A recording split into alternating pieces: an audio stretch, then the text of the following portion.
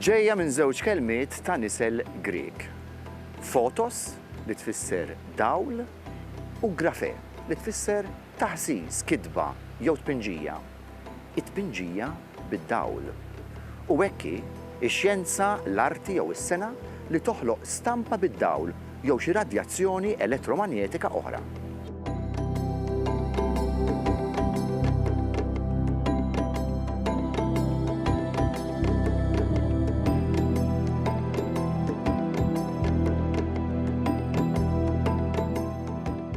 Hija teknika versatili ferm li tintuża f'ħafna oqsma tal-ħajja, mir-reklamar sal-ġurnaliżmu, mir-riċerka xjentifika sa' okkażjonijiet bħal tiġijiet u preċetti. Minn ritratt meħud fl-ispazju jew fil-baħar jew stessu fil-kamra tal-banju.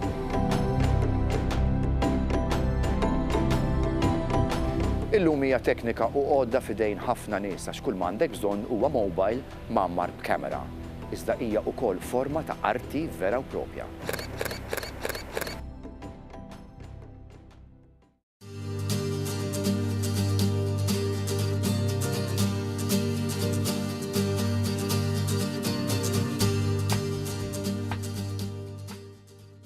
Danilo, hekk kollok tispjegali x'inhi l-fotografija? Fotografija tara xi ħaġa tiġbidha f'moħħok u taf li tista' turija l-ħadd ieħor fis-snin li ġejjin. Is-sabeħ li l-esperjenza li inti qed tara quddiemek tista' tkun festa, tista' tkun xena quddiemek tax-xemx tira, x-xemx nieżla, ir-reħ, kollox li tipprova tagħti dik is-sensazzjoni li qiegħed quddiemek meta tagħmel ir-ritratt, jien ngħid tagħmel mhux tieħu r-ritratt għax hemm differenza. Meta tagħmlu taħseb xi trid il-personaġġ il-mieħa jara r-ritratt iktar tard jifhem u jħoss. Dak l-ideali tar-ritratt. Ġifieri lil mill-lodda tal-fotografu hemm line b'xi mod u hemm l-immaġinazzjoni u hemm il-moħħ li qed jaħdem. Għalhekk mhux kulħadd jieħu l-istess ritratti. Iva, dan bħal il-kamera mhux il-kamera tagħmel ir-ritratt. Il-kamera hija biċċa apparat. Wara kollox hija kaxxa biċċa ħġiġa fuqha, xejn iktar. Imbagħad inti kif ħatuża dik.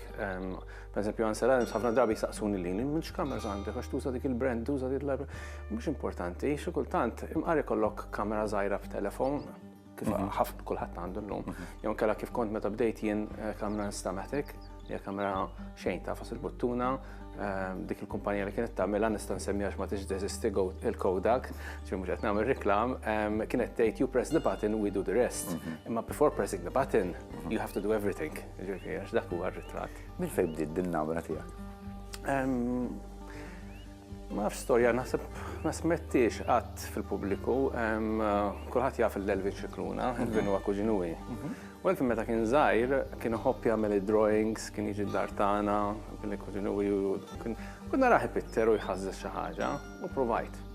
Jien m'għandix paċenzja nitgħallem, jiġifieri, u provajt u ma ġie nissew, jiġifieri niftakar l-Elvin kien jagħmel il-fjuri u jiena jiġi xi ħaġa li jkollox barra fjura, ġifieri. U f'dak l-istess żmien, insomma, kelli xi pocket money, kien hemm xi ħadd kellu kamra kien ħajbieħ ħadd l-Instamatic, jiġifieri xejn ta' minn dawn laqas kienet tiswa ġifieri ġixlieri dak iż-żmien. U qed tisma' wara kollox kien nafas il-buttuna, dinha qisu drawing kważi, ġifieri ma rridx nitgħallem xejn. U hekk bdejt, ġifieri naħseb kelli xi 13 dak iż-żmien u xejn, u mbagħad tlaqna, u mbagħad taqbad taf fuq passjoni, tibqa' dejjem iż-żejt u dejjem. Minn dak li tallimt li ma stajtx tagħmel, tallimt xi ħaġa oħra li stajt tagħmel. Eżatt. I took a shortcut which became a long cut għax għadni qed nagħmilha sal-lum ġifieri. Ejja nduru ftit tal-pubblikazzjonijiet tiegħek. Il-fuq minn 100 pubblikazzjoni. Ġifieri jiena qed nimmaġina xita, ruxmata, xmajjar, minn kollox ta' ritratti. Hemm xi suġġett partikolari jew frixt fuq is-suġġetti kollha? L-suġġetti kważi dejjem huwa fuq l-istorja ta' Malta li għandna ħafna, il-kultura ta' Malta li għandna ħafna.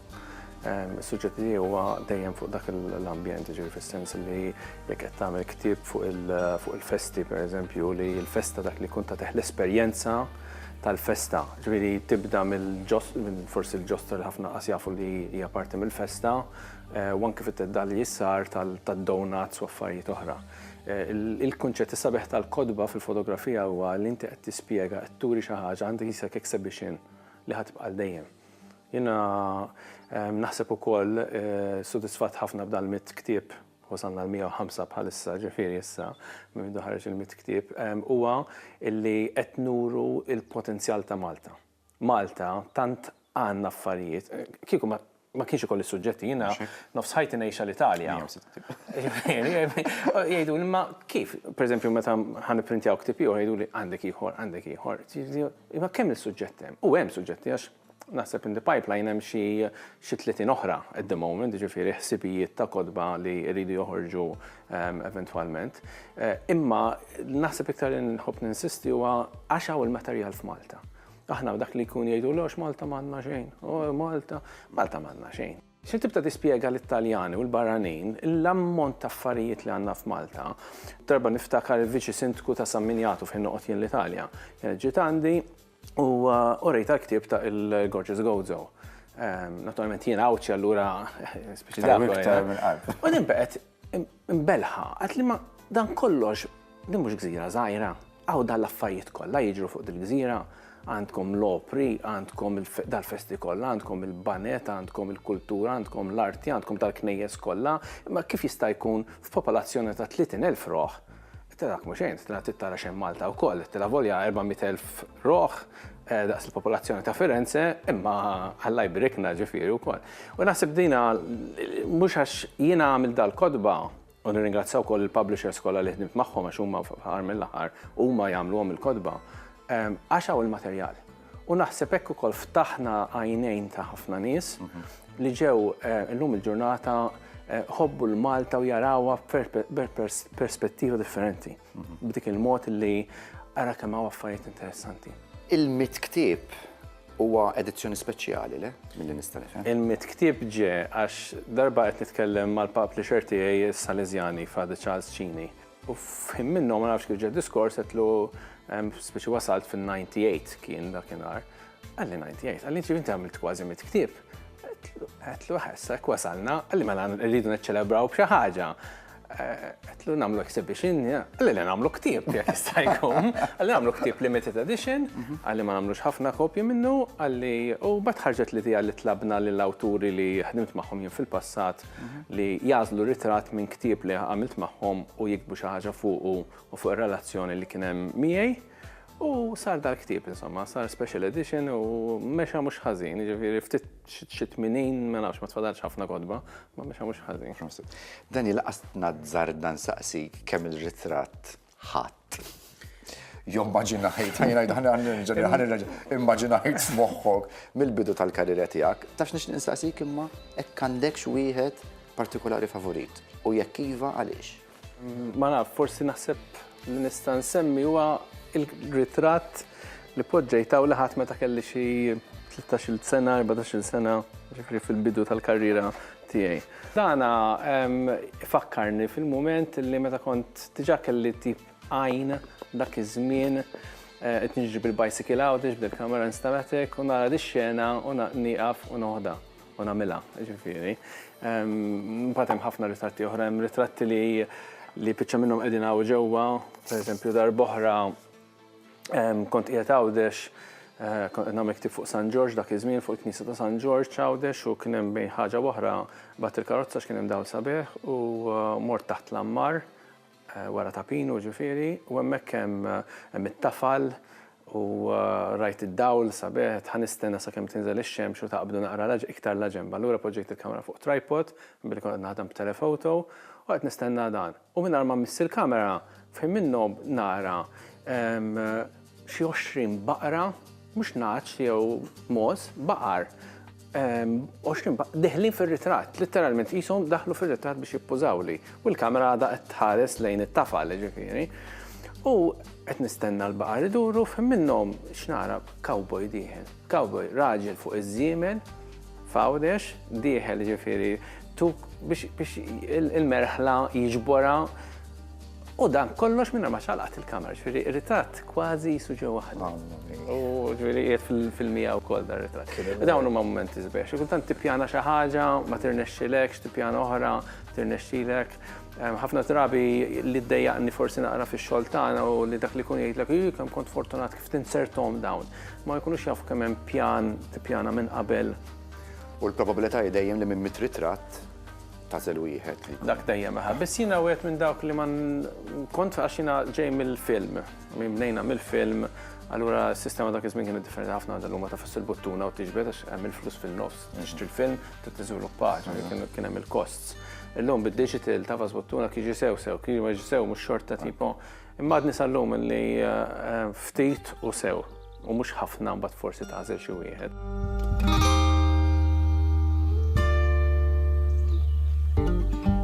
Daniel, grazzi ħafna tal-ħin. Grazzi tal-invit. Miegħek għal meta tippubblika l-meta jktib. Jalla, thank you, grazzi.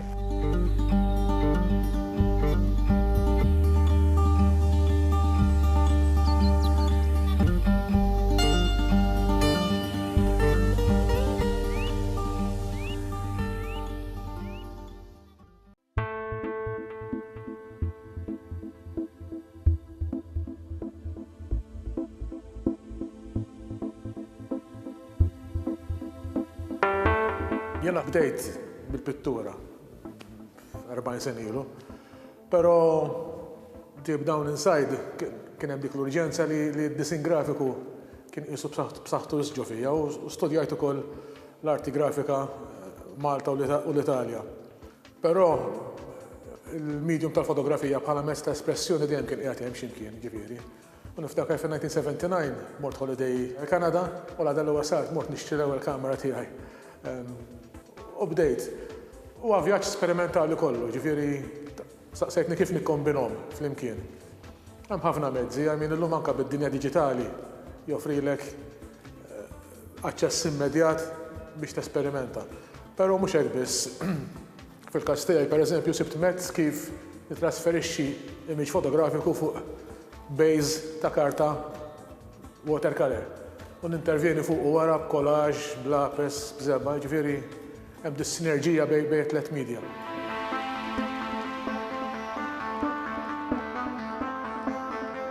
Din tal-performing arts dejjem kienet xi ħaġa li qalbi l-ewwel fil-każ tal-jazz għax inħobb dik il-ġeneru ta' mużika, ġifieri u għadni ma tliftx festival wieħed minn 1991. Meta kont iżgħar anke għamilt żmien jien stess fuq il-palk nieħu sehem f'xi produzzjonijiet, allura isa ġiet naturali li din imħabba lejn l-ispettaklu u performing arts, speċjalment jazz u ballet modern dance, dawk l-affarijiet jogħġbuna ħafna.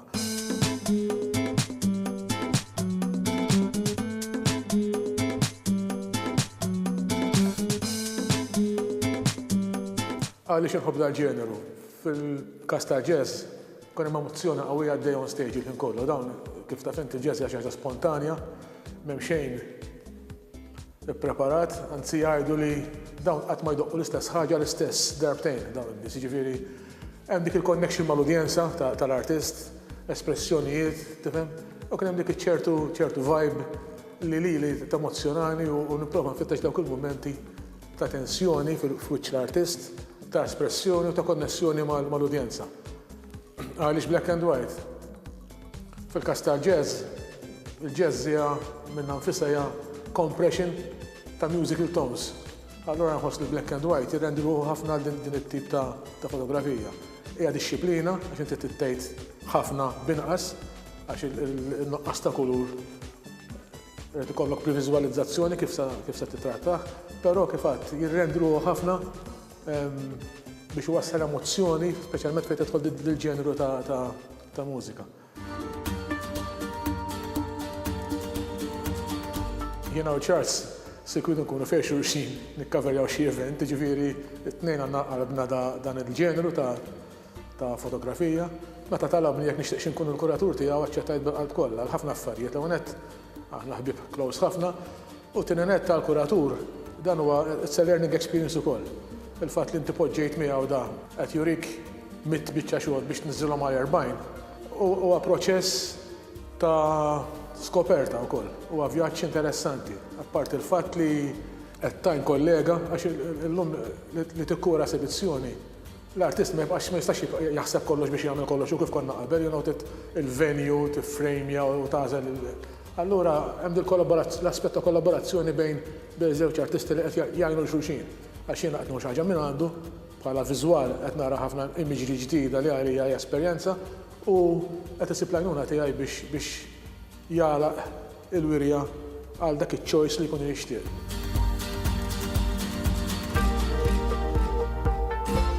Similaritajiet ikun hemm dejjem. Charles bħali jaraf li t-teatru lil palk huwa l-post tax-xogħol ta' dawn tal-performer. U jutilizza anke l-ispazji negative space ngħidu aħna fejn qed jiġri xejn. Għandek blok sewda, però huwa spazju importanti għall-artist li qed jużah to move into. M'għandekx għalkemm huma still images m'hemm xejn statiku, għandek moviment għaddej. Juża t-teknika tajjeb ħafna ta' slow shutter speeds biex iwassal moviment, għandu kontrasti sbieħ ġo ritratt wieħed pereżempju fejn għandek sharpness, xi ħaġa sharp u xi ħaġa li qed tiċċaqlaq. Allura ħassejt li Charles għandu fil tajba dan il-ġeneru ta' fotografija, għalhekk meta saqsini biex nikkura aċċettajt għal kollha. Però kif qed ngħid biex tiġbed dal-ġeneru tkun tapprezza minn xi għaddi żeffien jew mużiċist fil-każ mis-sijatwa ta' prattika l-anatomija, Charles inseta tabib allura forsi għandu dak il-vantaġġ ċkejken li. Però l-iktar li jolqotni hu kif jistudja l-ispazji tal-palk biex iwassal id-dinamiżmu ta' dak li qed jiġri fuq.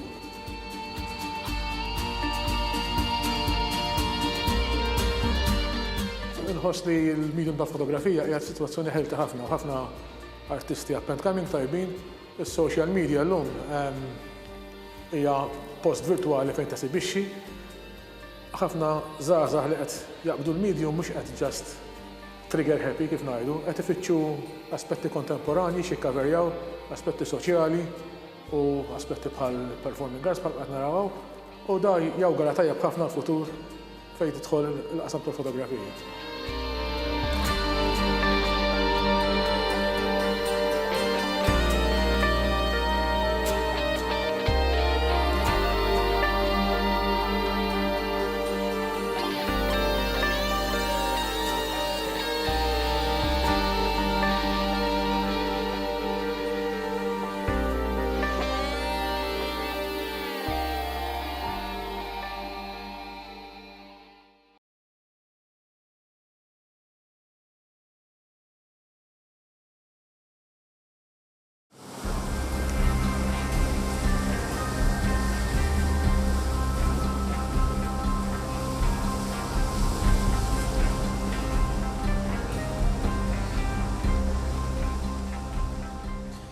Timmy, l-ewwel net grazzi tal-ħin.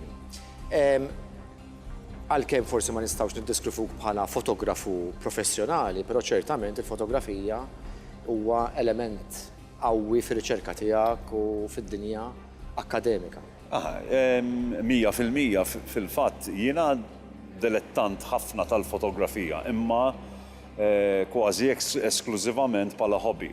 Imma fil-qasam tal-riċerka tiegħi nużaw ħafna u ħafna il-fotografija. Għalfejn tagħżel il-fotografija fil-qasam tiegħek partikolari? Mela, il-qasam tiegħi li hija l-arkeoloġija ta' taħt il-baħar, nużaw il-fotografija għal ħafna raġunijiet differenti. Mela, fil-livell iżjed bażiku aħna nużaw il-fotografija biex ikonna ismu miegħu photographic record tas-siti illi nkunu qegħdin nisploraw. U mbagħad la darba nieħdu deċiżjoni biex nidħlu iżjed fil-fond tas-sit biex ngħidu hekk, get a more detailed record, dan nużaw tip ta' fotografija li mbagħad nużaw software speċjali biex nikkreaw pjan in 3 dimensions, pjan 3D ta' sit arkeoloġiku.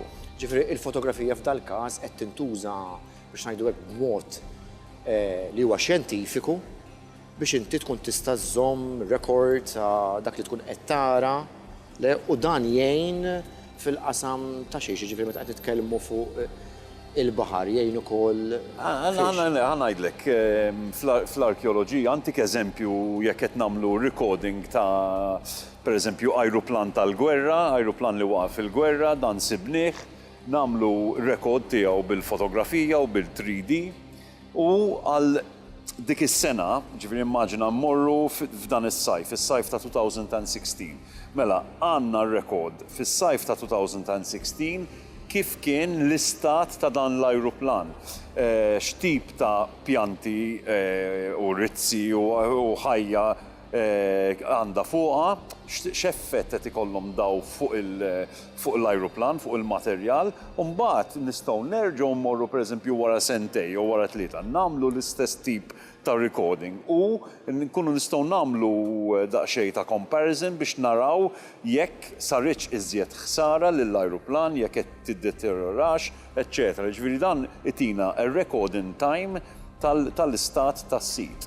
Nassumi wkoll jiffaċilita il-proċess biex inti tanalizza s-sit lew il-ħin li tqattaw taħt l-ilma. Ħafna wkoll Rej, dan huwa punt importantissimu u nispjegalek għalfejn għax qabel meta bdejna naħdmu f'dan il-qasam konna nużaw metodi li huma iżjed tradizzjonali. Niżlu r-rutella, nagħmlu baseline, nieħdu l-qisin, nagħmlu kollox id-design by hand u niġbdu r-ritratti bil-film bil-35 mm li bażikament tinżel għandek sija dive jew għandek 30 minuta taħt il-baħar xorta 36 ritratt.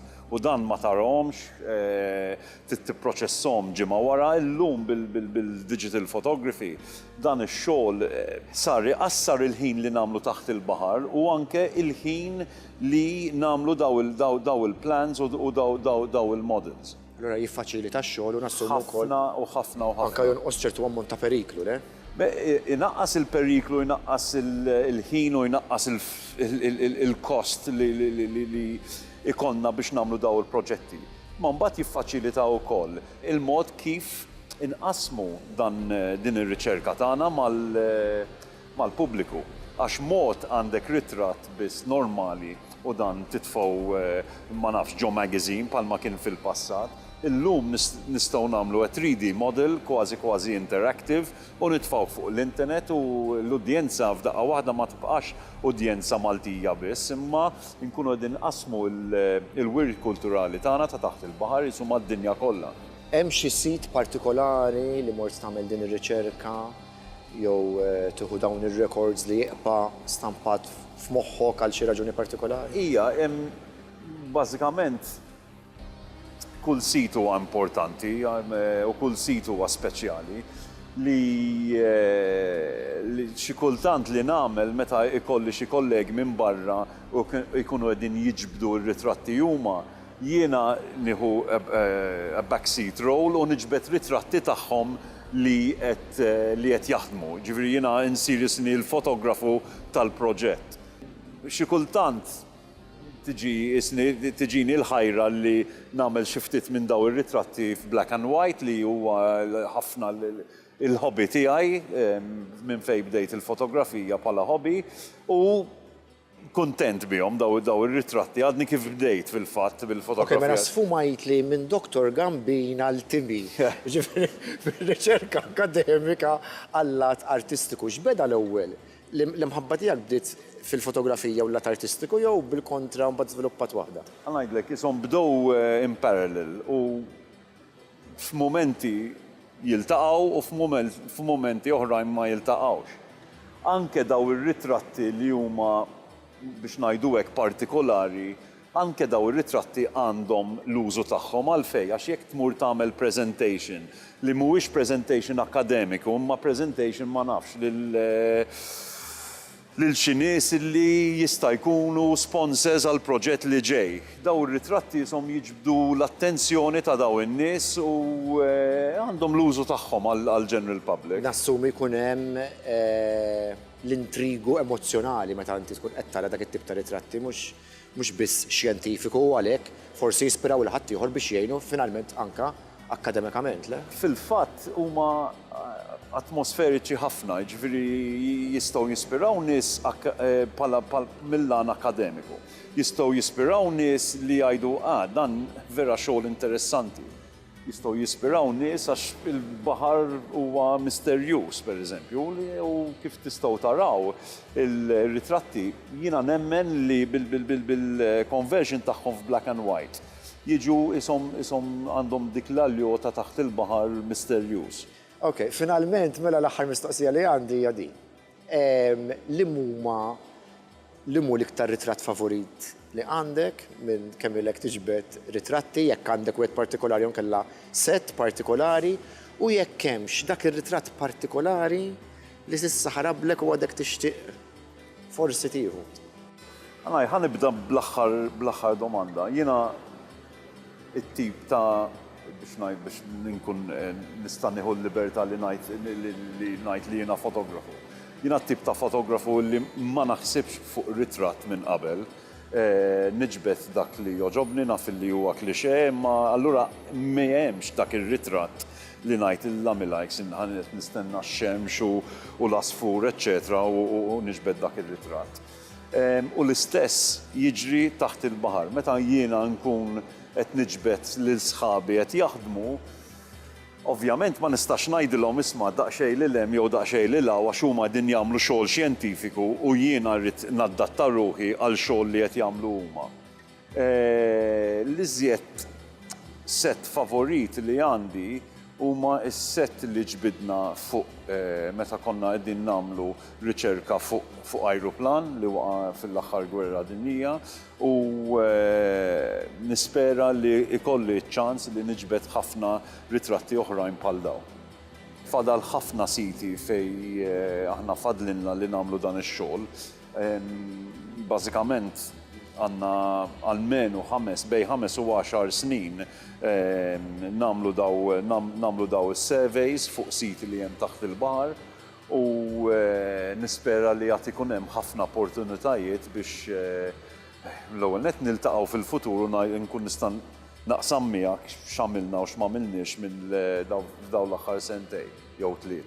U t-tieni nett li niġbed ħafna żjed ritratti fil-proċess. Nagħmel appuntament miegħek għad-darba li jmiss. Thanks, Ray, thank you.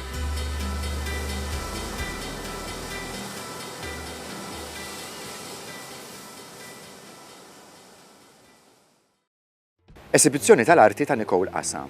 Nicole Assa, artista żagħżugħa, qed ittella wirja tax-xogħlijiet artistiċi tagħha fis-Sistina Wine & Co tal-Gżira mit-30 ta' Marzu sal-aħħar ta' Mejju.